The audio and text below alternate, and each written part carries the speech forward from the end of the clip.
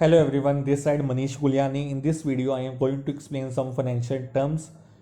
Reason being, this video is mainly useful for those students who are preparing for RBI exam, SEBI exam, insurance awareness exam, plus those who want to make their career in finance sector, who want to do job in finance sector. So being a finance student, you should know the meaning of these basic financial terms. So let's discuss. These are the various financial terms I am going to explain in this video. First term is bank float. Second term is banks versus NBFCs. Third one is financial inclusion. Fourth one is balloon payment. Fifth one is bull and bear market. Sixth one is financial engineering. Seventh one is mutual fund. Eighth is amortization. Ninth is due diligence. 10th is black swan events. 11th is contrarian investing. 13 is reinsurance. 14 is World Bank versus IMF. So let's discuss one by one. What is bank float? Bank float simply means that money within the banking system which is counting twice. Let me explain one more time. Bank float simply means that money within the banking system which is counting twice due to delays in processing, due to usual activities on the part of bank. So that is known as bank float. So bank float simply means that money within the banking system which is counting twice due to delays in processing. Delays in processing means due to weekend, due to seasonal backlogs. So this is known as bank float. Let me explain with the help of example.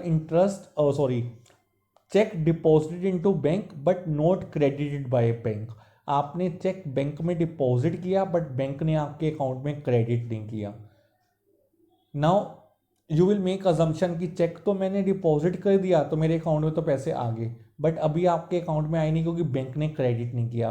तो means आप double counting कर रहे हो कि मेरे account में पैसे आ गए और सामने वाले के अकाउंट से पैसे कम हो गए, बट सामने वाले के अकाउंट से पैसे कम नहीं हुए और आपके अकाउंट में पैसे नहीं आए, बट दोनों जगह एंट्री कर दी. So bank float simply means it is essential double counting money, a paid sum which due to delays in processing appears simultaneously in the accounts of payer and payee. So simple example, check deposited but not credited by bank. So that means bank float. Next, difference between banks versus NBFCs. Bank simply means who accept deposit and providing loan for the investment or consumption purpose. NBFC stands for non-banking financial companies. Now, what's the basic difference between banks and NBFCs? Bank simply means banks accept all types of deposit, either demand deposit, either time deposit. Demand deposit means you are in form of current saving. Time deposit means your fixed deposit. So bank deposits all type, or bank accepts all types of deposit, but NBFC accepts only fixed deposit, time deposit. He never accept demand deposit. He always accept time deposit, means fixed deposit, whose maturity period is more than 5 year, 10 year, plus amount is investment amount is 10 crore, 100 crore, 200 crore. That's why all the investor, majority of investor of NBS are foreign investors, because only foreign investor can invest this amount 100 crore, 200 crore. But under a bank any individual person can invest, but NBFC any individual person can't invest because under this investment amount is so large, so huge. Plus next difference is banks will give overdraft facility, but NBFs never give overdraft facility. So these are the basic difference between banks and NBFC. So banks accept all types of deposit, either demand deposit or time deposit. NBFC accepts only time deposit, fixed deposit. Banks will give you all types of facility, either local facility, overdraft facility, but NBFCs neither give any types of facility, never give any type of facility. Now next concept is financial inclusion. Now what is financial inclusion? Financial inclusion simply means, in simple word, if I have to explain one word in one sentence, financial inclusion simply means connect everyone to financial services. That's the meaning of financial inclusion. That's the main purpose of financial inclusion. Connect everyone to all types of financial services. Means the main purpose of financial inclusion, everyone should be connected with the financial services. Everyone should be connected to the financial services. Means under this, have you heard about the Pradhan Mantri Jan Dhan Yojana? It is a financial inclusion program of the government of India open to Indian citizen minus of age 10 and older can also open an account with a guardian to manage it. So under Pradhan Mantri Jan Dhan Yojana, the main purpose of this program providing bank account to each and every individual of India. So this financial inclusion campaign was launched by the Prime Minister of India Narendra Modi ji on 28 August 2014, and he had announced this scheme on his first Independence Day speech on 15 August 2014. And you won't believe, when he launched this scheme, on that day 18 lakh account open in one day, और इसका सारा record हमारा है the Guinness books world of record recognise this achievement by stating the most bank accounts opened in 1 week as a part of financial inclusion campaign. Clear?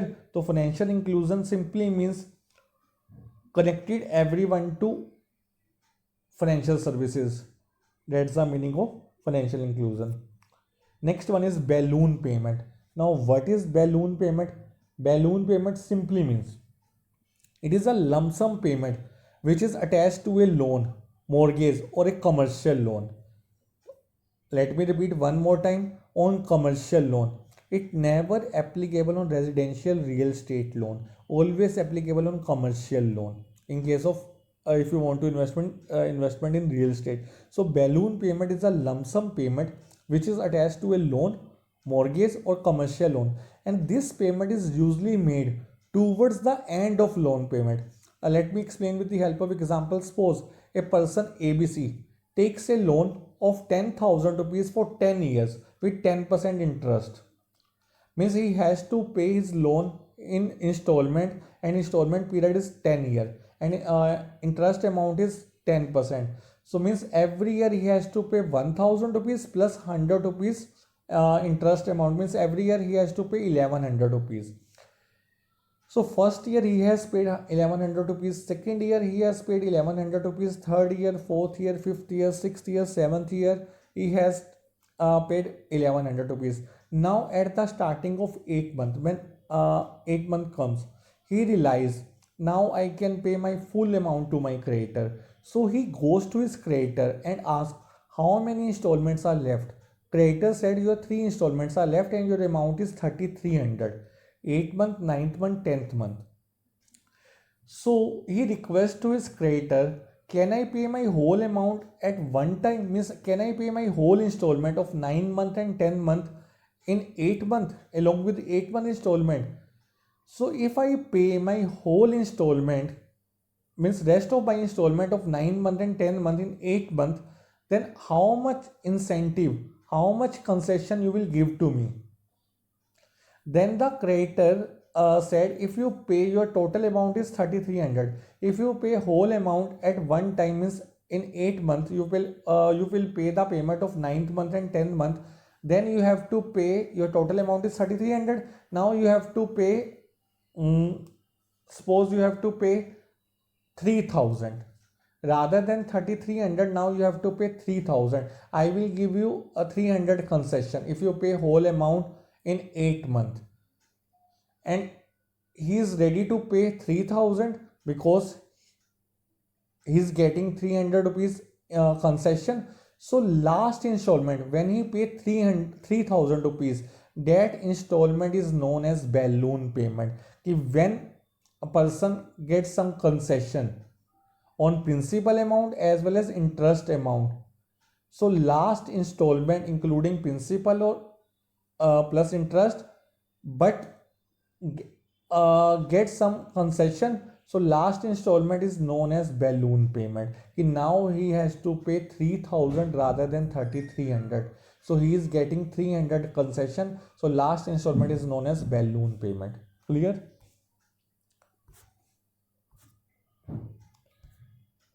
Next one. Next one is bull and bear market. I don't think so. I have to explain bull market and bear market. Bull market simply means that is on rise and it is economically sound. When share prices rises day by day, that market is known as bull market. You can say now boom is going in a market, so that's called bull market. Bear market just opposite from bull market. Bear market means that market which is declining, means when all the stocks are declining in value, so that market is known as bear market. So benefits of bear market, if you ask what's the benefits of bear market, the one benefit, it's the right time for investment for long term. If recession is going in the market, day by day prices are decreasing, so it is a right time. If you want to invest for long term, then it is a right time to invest in bear market. Next is financial engineering. Financial engineering simply means it's a type of financial modeling. Means under financial engineering, it is a use of mathematical techniques to solve financial problems of your business. Means by creating a one equation where you solve the problem of your business, your financial problem, so that tool is known as financial engineering. Means financial engineering, in other words, you can say, suppose I create a one equation, total expenditure is equal to direct expenses plus indirect expenses, or as you know, when expenses increases, income decreases. So by creating one equation where you will be able to know the result of your whole business, you will able to know the result of your income level, so that tool is known as financial engineering. By creating one equation without using profit and loss account, without using balance sheet, without using cash flow, fund flow, only the base of that equation, when you able to know your financial when you able to know the result of your problems, when you able to get the solution of your financial problem, so that tool is known as financial engineering. Clear? Next one is mutual fund. You all know mutual fund is small pool of saving. It means it is a type of financial vehicle made up of a pool of money collected from many investors to invest in securities like stock, bond, money market and other assets. So these are operated by the professional money managers who allocate the funds asset and attempt to produce capital gain or income for the funds investor. So mutual fund means simply means small pool of saving. Next concept is amortization. This concept you have heard in depreciation chapter. Now what is the amortization? Amortization is an accounting term that refers to the process of allocating the cost of an intangible asset over a period of time.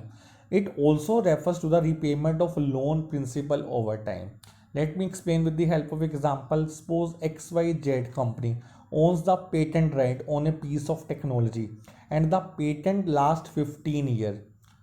If the company spent 15 million to develop this technology, then it would record 1 million each year for 15 years as amortization expenses on the income statement. Let me explain with the help of another example. Let us assume company XYZ has a 10 million loan outstanding. If company repays 5 lakh million of that principal every year, then we would say 5 lakh of the loan has amortized each year. So that's called means amortization, means divide your whole assets value over a period of time. So that's called amortization. Next concept is due diligence. Due diligence simply means, firstly I must say one thing about due diligence. It's a job profile in most of the finance sector. Due diligence simply means examination of all documents while granting any loan decision. Suppose if you are a salaried person and you go to bank and ask for loan amount, please kindly grant me 1 lakh loan amount. So it's a responsibility of bank, before granting a loan, it's a responsibility of bank to take care of your old documents, means your examination of old documents. As I earlier said, you are a salaried person, so it's a responsibility of banker to check your ITR, your PAN card, your Aadhaar card, your salary slips. So that's called due diligence. means it is an investigation or exercise of a care that a reasonable business or person is normally expected to take before entering into an agreement or contract with another party. So that's the meaning of due diligence. Next concept is black swan events. I hope you will never heard this type of term, black swan event. Black swan event means something which is unpredictable event, that is beyond what is normally expected of a situation. Means इतना अनबियॉन्ड है, इतना beyond है आपने सोचा भी नहीं है normally. अगर लेमन एग्जांपल लूँ, समथिंग लाइक दिस, जिससे पूरे देश में तबाही मच गई. Means something like this causes havoc in the whole country. Like अगर आप अब बोलोगे एग्जांपल लाइक कोरोना वायरस चल रहा है, इससे पूरे देश में तबाही मच गई. मीन्स जब आपके सारे इनकम, जीडीपी, कोई बिजनेस सर्वाइव ना करे, तो that event is that time period is known as black swan event. कि उस इवेंट की वजह से सब कुछ खत्म. But due to corona virus online modes are growing. Means Netflix, Microsoft Teams, all the online modes are growing day by day. So it's not consider कि corona virus को it will not consider as a black swan event. तो black swan event क्या होता है, जिससे देश में, पूरे देश में तबाही मच गई और कुछ भी इनकम ना हो, कि something like this cause havoc in the whole country. Clear? तो that's called black swan event. Next one is contrarian investing. Contrarian investing simply means behave differently from the other investors. That's the meaning of contrarian investing, कि behave just opposite from the rational investors. Suppose, as you know, coronavirus is going in the market, or due to coronavirus your stock market suffering from recession. Suppose हर security के price delay हो रहे हैं, हर security के price decrease हो रहे हैं. When everyone is leaving the market, everyone wants to leave the market, और अपने शेयर सेल कर रहा है, but you are buying that shares with the assumption that after 15 days, after 1 month, market will grow, market will move upward. So that's called contrarian investing, कि with assumption आप ये ले रहे हो कि आगे जाएगा.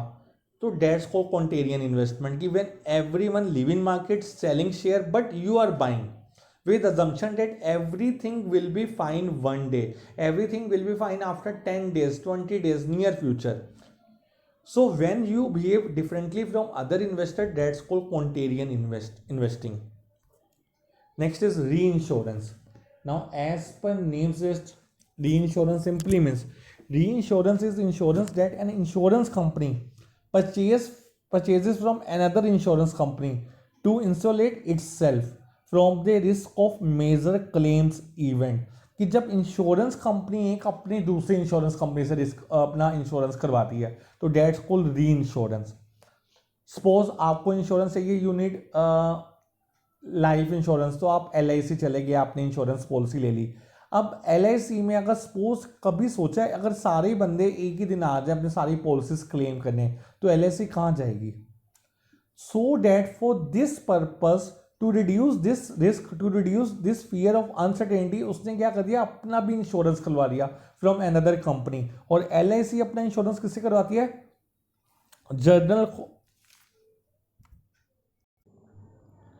LIC अपना इंश्योरेंस किससे करवाएगी? From General Insurance Corporation of India. तो that's called reinsurance. So reinsurance is the insurance that an insurance company purchase from another insurance company to insulate itself from the risk of major claims event. So that's called reinsurance. Clear? Next one is difference between World Bank and IMF, International Monetary Fund. Now what's the basic difference between World Bank and IMF? Now World Bank provide loans only to developing country, and IMF provides loan to developing country as well as developed countries. So that's the main difference between World Bank and IMF. World Bank only provides loan to developing country, IMF provides loan to developing as well as developed country. And the main objective of World Bank to remove the poverty of country, means to increase the economic level, to maintain the economic stability. But the main objective of IMF to develop the economic development, to increase the economic development through monetization. So that's the main objective of IMF. So World Bank provide loan only to developing country. IMF providing loan to developing as well as developed countries. Suppose India wants a loan for establishing a stadium, and for that purpose India needs loan. Then World Bank will not provide loan, because the main purpose of World Bank to remove poverty. By maintaining a well built stadium, you can't remove poverty of your country. For this purpose, IMF will provide loan to country. Clear? So that's the basic difference between World Bank and IMF Bank. So World Bank has five parts. First part is IBRD, IDA, IFC, MIGA, MIGA, and last one is ICS. The first two part, IBRD, stands for International Bank for Reconstruction and Development. IDA, International Development Association. These two parts only gives loan to government organization. Rest three parts gives loan to private organization. Clear? And World Bank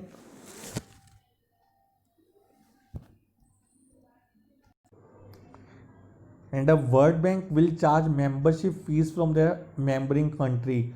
That is totally based on quota system. Means depend upon it, and the member fees vary from country to country. It totally depend upon the GDP of the country. So these are the basic difference between World Bank and IMF. So these all are the basic financial term. Definitely you will get these term in your UGC NET exam under banking section, business environment section, international business section, plus in your whenever you go for any interview, mainly for finance job, definitely interviewer will ask out of these basic terms. If you like this video, kindly subscribe my channel. Thank you so much. Keep learning. Happy learning.